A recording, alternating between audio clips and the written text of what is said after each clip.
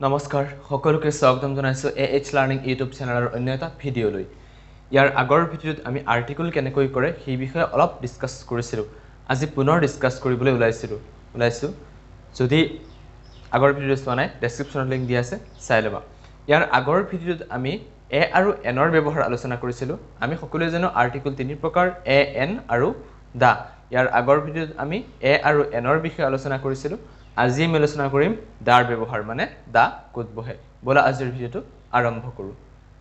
সোৱা প্ৰথম কি লিখা আছে সোৱা দাৰ ব্যৱহাৰ মানে দা কোত বহে আমি সেই বিষয়ে আলোচনা কৰিম সো ইয়াত লিখা আছে কোনো নাউনক নিৰ্দিষ্টকৈ দেখুৱালে দা ব্যৱহাৰ কৰা হয় এতিয়া প্ৰথম কথা হ'ল আমি নাউন কাক বুলি হেতু জানিব লাগিব নামবুজা শব্দবোৰক বা নামবুজা ৱৰ্ডকে নাউন বুলি কোৱা হয় এতিয়া কোনো নাউনটোক যদি নিৰ্দিষ্টকৈ দেখুৱা হয় তেতিয়া হলে তাৰ আগত দা বহে এতিয়া সোৱা এটা সেন্টেন্স সোৱা আই নো দা বয় মই লৰাজনক চিনি পাও মানে এই লৰাজনক নিৰ্দিষ্টকৈ দেখুৱা হৈছে যে নিৰ্দিষ্টকৈ নাউনক দেখুৱাইছে যে মই এই লৰাজনক চিনি পাও সেইকাৰণে ইয়াত দা বহিছে নেক্সট দা মেন কেম হিয়াৰ এই মানুহজন আমাৰ ঘৰ ইয়ালৈ আহিছিল মানে নিৰ্দিষ্টকৈ দেখুৱা হৈছে নাউনটোক যে এই মানুহজন আমাৰ ঘৰলৈ আহিছিল next the dog is black কুকুৰটো বগা যদি কুকুৰটোক নিৰ্দিষ্টকৈ দেখুৱাইছিল বুলি এইটো কুকুৰ বগা তেনেকৈ দেখুৱাই দিয়া হৈছিল কুকুৰটো কোলা দা ডগ ইজ ব্লেক কুকুৰটো কোলা মানে কুকুৰটোক নিৰ্দিষ্টকৈ দেখুৱাই দিয়া হৈছিল I am reading the book মই এইখন কিতাপ পঢ়ি আছো মানে তুমি যোনখন কিতাপ পঢ়ি আছা সেই কিতাপখনক নিৰ্দিষ্টকৈ দেখুৱাই দিয়া হৈছে যে মই এইখন কিতাপ পঢ়ি আছো এতিয়া নিৰ্দিষ্টকৈ দেখুৱালে মানে দা ব্যৱহাৰ কৰা হয় নেক্সট চাৰি দিশৰ নামৰ আগত দা বহে আমি জানো যে দিশ চাৰিটা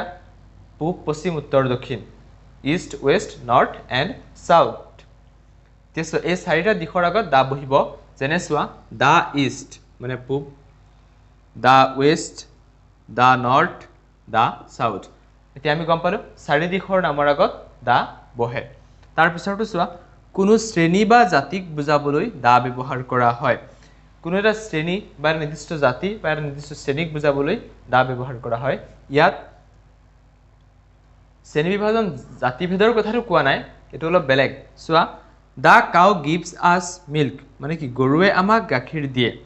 ইয়াত গোটেই গৰু জাতিটোৰ কথা কৈছে মানে গৰু জাতিটোৰ কথা কৈছে যে গৰুৱে আমাক গাখীৰ দিয়ে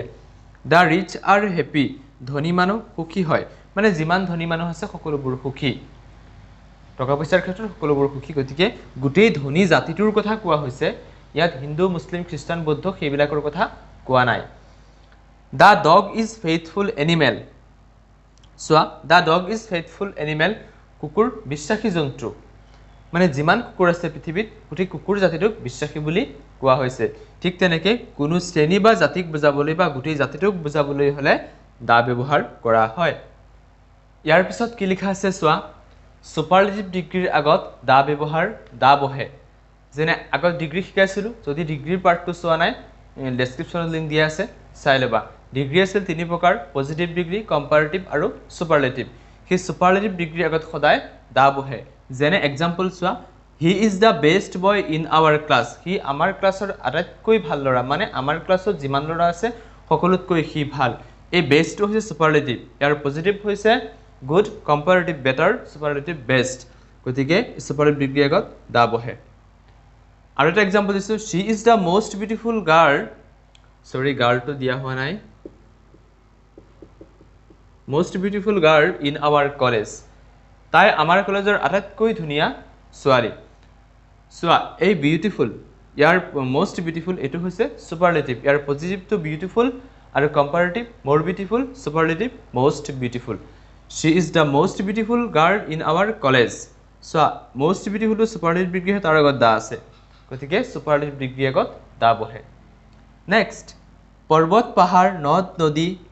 সাগৰ মহাসাগৰ দ্বীপপুঞ্জ জাহাজ মৰুভূমি আদিৰ নামৰ আগত দা বহে পৰ্বত পাহাৰৰ নাম বা নদ নদীৰ নাম উল্লেখ থাকিলে সাগৰ মহাসাগৰ দ্বীপপুঞ্জ জাহাজ মৰুভূমি এইবিলাকৰ নামৰ আগত সদায় দা বহে দুটামান এক্সাম্পল দিছো সোৱা the Arabian sea is not deep মানে আৰবিয়ান সাগৰ ইমান গভীৰ নহয় সো আৰবিয়ান এখন সাগৰ হয় আৰবিয়ান গতিকে তাৰ আগত দা আছে the Andamans are group of island দ্বীপপুঞ্জ হয় আন্দামান গতিকে দ্বীপপুঞ্জৰ আগত দা বহিছে next the Himalayas is the highest mountain in the world Himalayan পৃথিৱীৰ আটাইতকৈ ওখ শৃংগ হিমালয় চোৱা এই হিমালয় পৰ্বতৰ কথা উল্লেখ কৰিছে হিমালয় পৰ্বত তাৰ আগত দা আছে গতিকে পৰ্বত পাহাৰ নদ নদী সাগৰ মহাসাগৰ এইবিলাকৰ নামৰ আগত দা বহিব নেক্সট যিবোৰ বস্তু সংখ্যাত মাত্ৰ এটা সেইবোৰৰ নামৰ আগত দা বহে যেনে দা সান the moon da earth da sky এইবোৰ মানে এনেকুৱা কিছুমান বস্তু আছে যিবোৰ বস্তু নেকি যিবোৰ বস্তুৰ সংখ্যা পৃথিৱীত এটাই আছে ইয়াতকৈ অধিক নাই সেইবোৰৰ নামৰ আগত দা বহে যেনে দা সান সূৰ্য এটাই আছে দা মুন চন্দ্ৰ এটাই আছে দা আৰ্থ ঠিক তেনেকৈ দা স্কাই মানে যিবোৰ বস্তুৰ সংখ্যা পৃথিৱীত এটাই আছে সেইবোৰৰ নামৰ আগত দা বহে ইয়াৰ পিছত কি লিখা আছে চোৱা পবিত্ৰ ধৰ্মগ্ৰন্থ বাতৰি কাকত পুৰণি মহাকাব্য আদিৰ নামৰ আগত দা বহে আমাৰ যিবোৰ ধৰি লোৱা পুৰণি মহাকাব্য আছে পবিত্ৰ ধৰ্মগ্ৰন্থ বাতৰি কাকত এইবিলাকৰ নামৰ আগত সদায় দা বহিব যেনে এক্সাম্পল দিয়া আছে চোৱা the Quran is a holy book কুৰাণখন এখন ধৰ্মীয় গ্ৰন্থ হয় গতিকে তাৰ আগত দা বহিছে the Ramayana was composed by বাল্মীকিয়ে ৰামায়ণ ৰচনা কৰিছিল আমি সকলোৱে জানো গতিকে ৰামায়ণ এখন মহাকাব্য হয় বা ধৰ্মগ্ৰন্থ হয় গতিকে তাৰ আগত দা বহিছে the Assam Tribune is a popular daily so Assam Tribune কি হয় এখন বাতৰি কাকত গতিকে বাতৰি কাকতৰ আগত কি বহিব দা কি বুজি পালা যে পবিত্ৰ ধৰ্মগ্ৰন্থ বাতৰি কাকত পুৰণি মহাকাব্য আদিৰ নামৰ আগত দা বহে নেক্সট বিখ্যাত প্ৰসাদ বা অট্টালিকা হোটেল মিউজিয়াম লাইব্ৰেৰী ৰংগমঞ্চ আদিৰ নামৰ আগত দা বহে যেনে দা ৰেড ফৰ্ট মানে লালকিল্লা সো বিখ্যাত অট্টালিকা বা মহল মিউজিয়াম এইবিলাকৰ আগত দা বহিব দা তাজ হোটেল এখন হোটেল হয় বিখ্যাত হোটেল হয় তাৰ আগত দা বহিছে দা তাজমহল এখন বিখ্যাত অট্টালিকা বা বিখ্যাত মহল হয় তাৰ আগত দা বহিছে দা পাৰ্লিয়ামেণ্ট হাউচ সংসদ ভৱন এইবিলাকৰ আগত কি বহিব দা বহিব ইয়াৰ ওপৰত পিছত বাক্য কৰিবলৈ দিম বাক্য কৰাই দিম বাক্যখিনি কৰাই দিওঁতে ধুনীয়াকৈ বুজি পাবা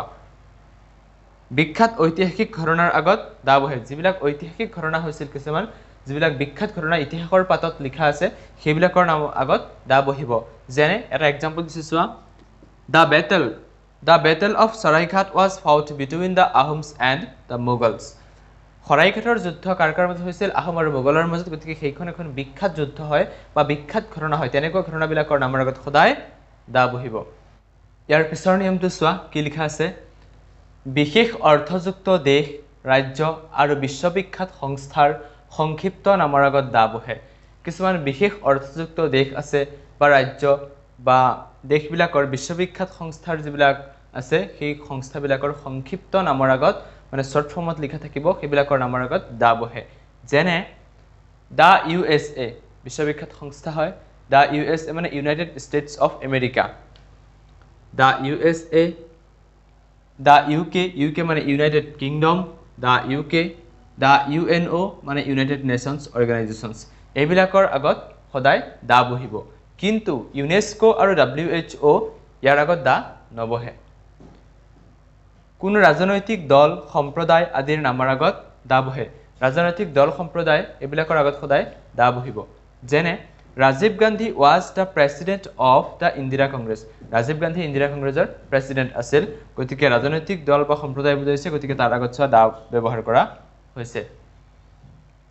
জাতিৰ নামৰ আগত দা বহে জাতিৰ নামৰ আগত দা বহিব যেনে দা আছামিজ আৰ ভেৰি অনেষ্ট অসমীয়াসকল বৰ সাধু বা বহুত ভাল অনেষ্ট হয় আৰু